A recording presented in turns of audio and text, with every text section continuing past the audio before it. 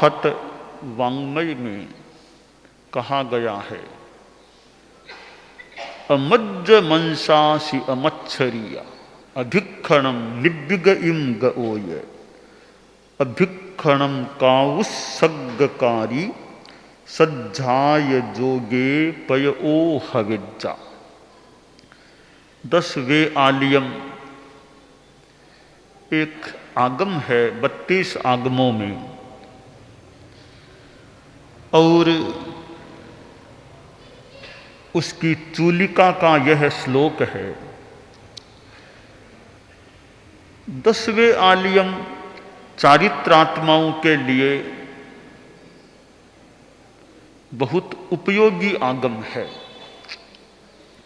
ऐसा आगम है जिसे चारित्रात्माएं नवदीक्षित जो होते हैं वे या उनमें कई उसको कंठस्थ करने का भी प्रयास करते हैं।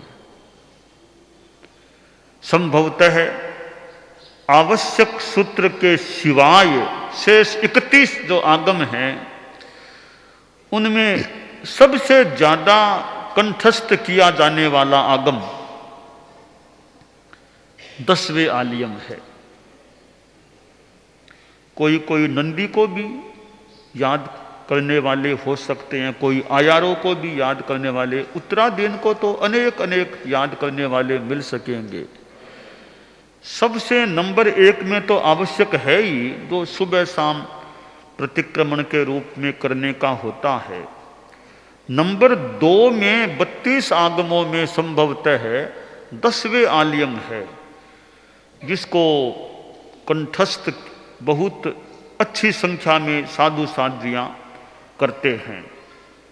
संभवतः तीसरा नंबर उत्तराध्ययनानि उत्तराध्ययन आगम का होता है। समणिया भी इसी क्रम में हैं, साधु साध्वियां समणिया। तो 10वें आलियम में 10 अध्ययन हैं। इतनी सुंदर रचना इसकी है, नवदीक्षितों के लिए तो बहुत ही उपयोगी है। गोचरी के बारे में 5वें अध्ययन में सुंदर विधि विधान की बात उसमें मिल जाती है। 5वें अध्ययन में जिसके 2 उद्देश्य हैं, दोनों में अच्छी गोचरी संबंधी व्यवस्था, जानकारी, विधि, नियम मिल जाते हैं। भाषा, क्या बोलना क्या नहीं बोलना, इस प्रकार भाषा के संदर्भ में इसके 7वें अध्ययन में सुंदर दिशा निर्देश प्राप्त होते हैं। षड्जीव निकाय के बारे में और फिर महाव्रतों के बारे में 4थे अध्ययन में सुंदर जानकारी मिलती है। और छेदोपस्थापनीय चारित्र जो पचकाया जाता है वह 10वें आलियम के 4थे अध्ययन के सूत्रों के आधार पर उनके द्वारा ही ग्रहण कराया जाता है। फिर वो भिक्षुणे जो है से भिक्षुवा भिक्षुणीवा, उनमें षड्जीव निकाय के प्रति एक अहिंसा रखने की सुंदर विवेचना, अच्छा निर्देश प्राप्त हो जाता है। आगे श्लोक हैं, वो कैसे आगे से आगे विकास होता है उसकी सुंदर जानकारी मिलती है। और फिर उस 4थे अध्ययन के अंतिम श्लोकों में सुगति दुर्गति किसको मिलती है, सुगति किसके लिए सुलभ है, दुर्गति किसको मिल सकती है, या सुगति कैसे दुर्लभ हो जाती है उसके लिए, सुगति सुलभ किसके लिए, दुर्लभ किसके लिए होती है, इसका भी निर्देश उस अध्ययन में मिलता है। माधुकरी भिक्षा के बारे में पहले अध्ययन में भी कुछ जानकारी थोड़े से श्लोकों में दे दी गई है। और 10वें आलियम का पहला श्लोक, पहले अध्ययन का जो पहला श्लोक है, वो तो मानो सार है, धर्म का सार है। पहला अध्ययन का पहला श्लोक है, 10वें आलियम का पहला श्लोक है, धर्म का सार है उसमें। और पहले श्लोक में भी एक चरण में, 4 चरणों में से दूसरे चरण में मानो वो सार आ गया। अहिंसा संयमो तवो, अहिंसा संयम तप, ये धर्म है। एक श्लोक में, ये दूसरे चरण में 3 शब्दों में धर्म का सार आ गया है। 9वां अध्ययन है 10वें आलियम का, विनय के संदर्भ में। विनय समाधि, फिर चारों ही समाधियां, विनय, श्रुत, तप, आचार का भी वर्णन 9वें अध्ययन में सुंदर प्राप्त होता है। विनय का प्रशिक्षण 9वें अध्ययन से प्राप्त किया जा सकता है। 10वां अध्ययन, भिक्षु कौन, भिक्षु के लक्षण क्या, वो जानने के लिए छोटा सा 10वां अध्ययन है, 21 श्लोकों वाला आश्रय। उसको चितारें, उसको देखें। भिक्षु कौन, वह भिक्षु से भिक्षु से भिक्षु, अच्छी जानकारी मिल जाती है। और कभी साधु का मन अस्थिर हो जाए, वापिस घर जाने का हो जाए, तो क्या करना। 2 चूलिकाएं हैं, पहली चूलिका में सुंदर भविष्य के लिए मानो चेतावनी दी गई है कि तुम साधुपन छोड़कर घर जाना चाहते हो, आगे देखो क्या हाल तुम्हारा हो सकेगा घर जाने के बाद। एक सुंदर चेतावनी सी, डूबते को मानो एक सहारा सा देने का प्रयास प्रथम चूलिका में किया गया है। दूसरी चूलिका को देखें, संपिक्षई अपग मप्प एणम, प्रेक्षा ध्यान का आधार अति संक्षेप में 10वें आलियम की दूसरी चूलिका में एक श्लोक के दूसरे चरण में प्राप्त हो जाता है। यों हम चारित्रात्माओं के लिए, समण श्रेणी के लिए भी अपनी अपनी स्थिति के अनुसार यह 10वां अध्ययन ही नहीं, पूरा 10वें आलियम है, 10वां अध्ययन है और दोनों चूलिकाएं भी हैं, वो बहुत महत्वपूर्ण है।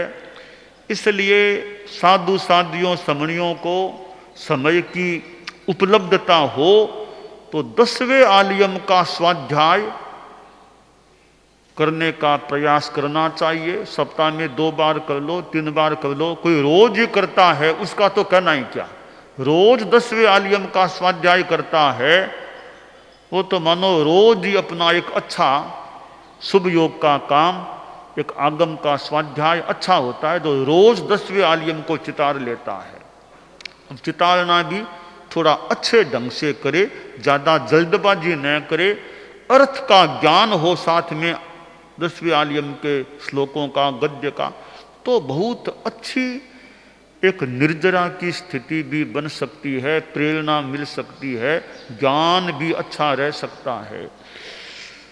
तो हमारे ये जो आगम हैं 10वें आलियम आवश्यक तो है ही, वो तो रोज ही करने का है, उसका भी अर्थ ज्ञात रहे, क्या बोल रहा हूं, उसका मतलब क्या है। इच्छामि परिक्रमी पगाम सज्जाए निगाम सज्जाए उब्बट्टनाए परिवट, इसका मतलब क्या, मतलब हमारे दिमाग में रहे और बोलते समय अर्थ दिमाग में आता रहे, प्रतिक्रमण बहुत बढ़िया हो सकता है।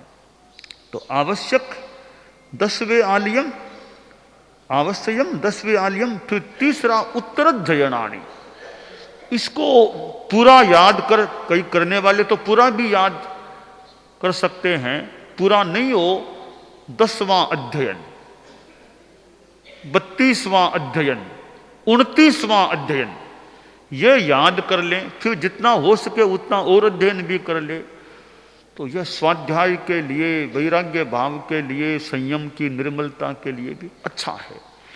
तो आगम तो हमारे लिए खुराक है, भोजन है। और आहार करते हैं वो शरीर की खुराक मान लो, आगम हमारे संयम रूपी शरीर की बढ़िया खुराक है। तो दुनिया में मित्र बनाए जाते हैं कि यह मेरा मित्र है, यह मेरा मित्र है। हमारे साधु साधियों संतों के भी अपने अपने कोई मित्र कह दे, निकट के हो सकते हैं, साधियों में साधियां, ये भी अच्छा है, व्यवहार है। आगम हमारा ऐसा मित्र बन जाए, मित्र ही क्या, ऐसा आत्मसात हो जाए आगम कि हमारे साथ रहे, पास रहे, बिना देखे चितालना कर सकें, बढ़िया। या फिर चौपनियां आदि हो तो देख देख के भी कभी भूल जाए तो देख लो। देख देख के चितालना अच्छा है, ठीक है। याद है बिना देखे चितालना हो, वो और भी एक विशेष बात हो सकती है। तो ये जो आगम की बात है, आज माघ शुक्ला दशमी है। परम पूज्य आचार्य श्री महाप्रज्ञ जी का आज दीक्षा दिवस होता है। तो आज के दिन हमारे धर्म संघ को एक ऐसा बाल मुनि प्राप्त हुआ था।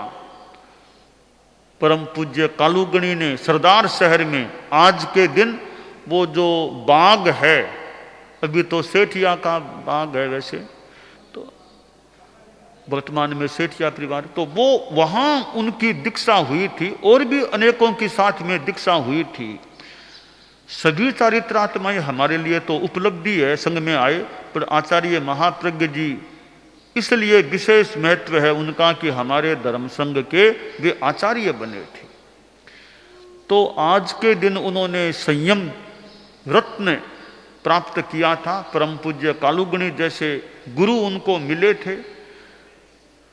और सरदार शहर में उनकी दीक्षा हुई। तो सरदार शहर का भी इतिहास मानो इस रूप में हो गया कि 10वें आचार्य श्री का दीक्षा स्थल भी सरदार शहर है। उनका महाप्रयाण का स्थल भी सरदार शहर बन गया। वो तो खैर कोई खुशी की बात नहीं है हमारे लिए, वो तो एक तरह से वियोग की बात है। पर दीक्षा हुई वो खुशी की कर दे या अच्छी बात है कि आज के दिन उन्होंने दीक्षा ली, सरदार शहर में ली थी। तो सरदार शहर के लिए भी एक ऐतिहासिक बात हो जाती है कि तेरा पंथ के 10वें आचार्य 10वीं की तिथि में सरदार शहर में दीक्षित हुए थे। परम पूज्य आचार्य महाप्रज्ञ जी बाल मुनि के रूप में भी रहे। परम पूज्य कालूगणी के सानिध्य में उन्हें कुछ वर्षों तक रहने का मौका मिला। बाद में परम पूज्य आचार्य तुलसी के आचार्य काल में भी रहे, मुनि तुलसी के पास में भी वे कालूगणी के समय में भी रहे थे। और बाद में गुरुदेव तुलसी ने उनको निकाय सचिव भी बनाया और वे हमारे धर्म संघ में और अन्य लोगों के लिए भी एक विद्वान दार्शनिक मुनि के रूप में उभर कर सामने आए थे, एक विद्वान संत के रूप में सामने आए थे। और गुरुदेव तुलसी के मानो एक विशेष सहयोगी वे थे। भाषण देने में, चिंतन मंथन में, संघीय विकास में, कितने कार्यों में आचार्य तुलसी के वो सहयोगी रहे थे। वो पता नहीं लेफ्ट हैंड कहें कि राइट हैंड कहें, कुछ भी कहें, वो इस रूप में मानो सहायक थे। और बाद में तो निकाय सचिव के रूप में गुरुदेव तुलसी ने महाप्रज्ञ जी गुरुदेव की मुनिश्री नथमल जी टमकोर की नियुक्ति की थी। और फिर युवाचार्य उनको बना दिया गया। और बाद में तो गुरुदेव तुलसी ने अपने सामने ही उनको आचार्य भी बना दिया था। तेरा पंथ के हमारे धर्म संघ के पहले आचार्य हैं, अद्वितीय आचार्य हैं, जो अपने गुरु के सामने आचार्य बन गए थे। तो विलक्षण, अभूतपूर्व, आज तक के अद्वितीय आचार्य हैं आचार्य महाप्रज्ञ जी। अपने गुरु के सामने आचार्य पद का दायित्व उनको प्राप्त हो गया था। मैंने जो आगम के बारे में चर्चा की, आचार्य महाप्रज्ञ जी का एक बहुत बड़ा अवदान है कि हमारे आगमों के संपादन, अनुवादन या टिप्पण लेखन ऐसे कार्यों में उनका बहुत बड़ा योगदान है। और आज हम जो आगम बड़ी सुविधा से कई आगम प्राप्त कर रहे हैं, उनमें अनेकों का योगदान है। गुरुदेव तुलसी वासना प्रमुख थे, वो एक तरह से उसके अध्यक्ष कह दें, वासना प्रमुख थे। तो आचार्य महाप्रज्ञ जी प्रधान संपादक आदि। अगर मैं आगम वाङ्मय के कार्य को अगर एक साम्राज्य मानूं, एक राज्य मानूं, एक राष्ट्र मानूं, तो मैं यूं तुलना करना चाहूंगा, आचार्य तुलसी उस आगम वाङ्मय के राष्ट्र के राष्ट्रपति थे और आचार्य महाप्रज्ञ जी उसके प्रधानमंत्री थे। ऐसे तुलना की जा सकती है। बाकी मंत्रिमंडल में टीम होती है, वैसे अनेक व्यक्ति उनकी टीम में रहे हैं। तो ऐसे राष्ट्राध्यक्ष यानी आगम वाङ्मय राष्ट्र के अध्यक्ष राष्ट्रपति आचार्य तुलसी को माना जा सकता है। प्रधानमंत्री आचार्य महाप्रज्ञ जी को माना जा सकता है।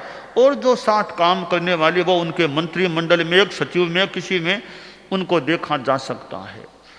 तो आचार्य श्री महाप्रज्ञ जी का आगम के संदर्भ में बड़ा एक सेवादान है। आचारांग पर उन्होंने तो संस्कृत में भाष्य तैयार किया, निर्मित किया।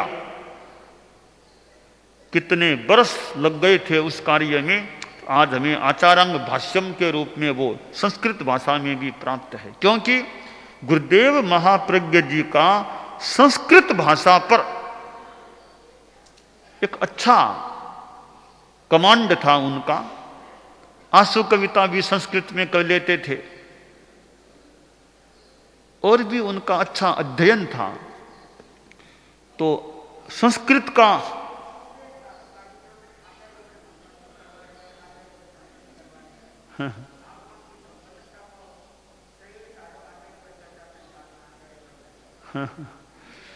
तो इधर आगम के शिवाय हम प्रेक्षा ध्यान का देखें तो आचार्य महाप्रज्ञ जी का इसमें कितना बड़ा योगदान है प्रेक्षा ध्यान को खड़ा करने में। फिर आगे जीवन विज्ञान को देखें। इस प्रकार आचार्य महाप्रज्ञ जी के अनेक अवदान हैं। तो हमारे धर्म संघ को एक आचार्य महाप्रज्ञ जी के रूप में 10वें आचार्य प्राप्त हुए। उधर फिर गुरुदेव तुलसी को गणाधिपति का स्थान आचार्य महाप्रज्ञ जी ने निवेदन करके उनसे स्वीकृति प्राप्त की। वे गणाधिपति गुरुदेव के रूप में और आचार्य महाप्रज्ञ जी फिर आचार्य के रूप में रहे। तो प्रवचन भी करते आचार्य महाप्रज्ञ जी। ऐसे प्रवचनकार यानी प्रवचन में उनकी भाषा भी देखें, बड़ी शुद्ध, बड़ी स्पष्ट भाषा उनकी होती थी, शुद्ध और स्पष्ट भाषा। और उनका वैदुष्य भी था। तो आचार्य बनने के बाद वे कितने सुबह का तो प्रवचन वो प्राय संभवतः करते ही थे, प्राय तो उनका प्रवचन का भी एक वैशिष्ट्य था। तो ऐसे प्रवचनकार, फिर साहित्यकार भी, आगम का ही काम नहीं, उनका और कितना कितना साहित्य है। गुरुदेव की शताब्दी मनाई थी 2019-20 में, उनका आगम, उनका अपना साहित्य का वाङ्मय भी, महाप्रज्ञ वाङ्मय आया है। कितनी पुस्तकें, 100 से ज्यादा उसके अंक खंड कर दे वो आ गए हैं। उनका विपुल साहित्य है और संस्कृत का भी उनका साहित्य है और भी साहित्य, हिंदी का तो कितना है ही, कितना अंग्रेजी अनुवाद भी उनके साहित्य का हो गया है। तो हमारी इस भैक्षव शासन की बगिया में एक ऐसे विशिष्ट व्यक्तित्व हमारे धर्म संघ को प्राप्त हुए और मेरे पर तो कितनी कृपा थी उनकी। उनके उपपात में चरणों के पास रहने का मुझे मौका मिला। कितना उनका वात्सल्य था और कितना उन्होंने मुझे मैदान दिया कार्य करने का, प्रशासन का, प्रबंधन का कार्य में उन्होंने कितना मुझे मौका दिया। यह उनकी कृपा मान लें, एक वात्सल्य मान लें, एक विश्वास मान लें, एक उपयोगिता मान लें कि स्वयं आचार्य थे, मुझे युवाचार्य पहले महास्मरण गुरुदेव तुलसी ने बनाया, फिर आचार्य महाप्रज्ञ जी ने युवाचार्य बनाया और मुझे मानो काफी मुक्तता दे दी, काम करो, करते रहो काम। तो बड़ी कृपा उनकी रही। और काम की नहीं, अध्यापन पढ़ाने में भी पास में बैठता, और भी कई हम लोग पास बैठते, कितने ग्रंथ उन्होंने हमको बंचाए, पढ़ाए। तो मेरे पर क्या, कितनों पर उनका उपकार है, कितनों को उन्होंने ज्ञान दिया, कितनों को ध्यान सिखाया। ऐसे हमारे महान उपकारी परम पूज्य गुरुदेव आचार्य महाप्रज्ञ जी, जो युग प्रधान आचार्य के रूप में हमारे सामने प्रस्तुत हुए, धर्म संघ ने उनको मानो युग प्रधान के रूप में स्वीकृत किया, अर्पित किया उनको युग प्रधान पद। तो ऐसे आचार्य श्री का आज दीक्षा दिवस है।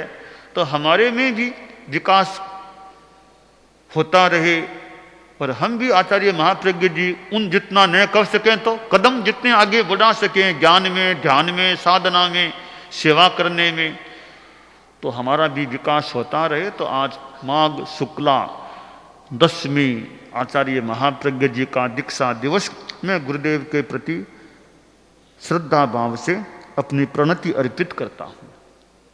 दानान सेठम अभयपयाणम सच्चे सुया अणवज्जं वयन्ति तवेषु या उत्तम बंभचेरम लोगुत्तमे समणे नाय पुत्ते।